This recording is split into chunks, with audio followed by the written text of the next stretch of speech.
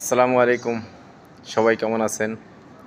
মাহে রমজান মাস চলছে, রহমতের মাস। এবার রমজান অন্যান্য বছরের তুলনায় অনেক আরামদায়ক।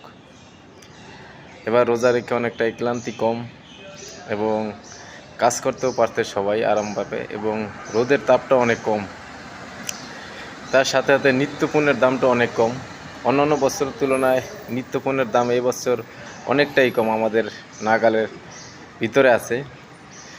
বিশেষ করে কাঁচা বাজার খুবই কম দাম অন্য বছরের তুলনায়, এবং তেলের দামটা একটু বেশি আছে। যদি তেলের দামটা একটু কম থাকতো বা মুরগিটা একটু কম থাকতো, হয়তো বা আমাদের সবার জন্য অনেকটাই উপকার হতো।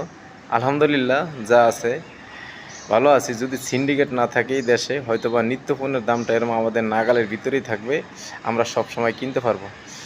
এরকম আরামদায়ক রোজা এবং দ্রব্যমূল্যের দাম কম, এর ভিতরে যদি আমরা রোজা না রাখি তাহলে অন্য সময় আর পাবো না। সকলে রোজা রাখি, আল্লাহ যেন সকলকে সুস্থ রাখে, সবগুলো রোজা রাখার তৌফিক দান করে।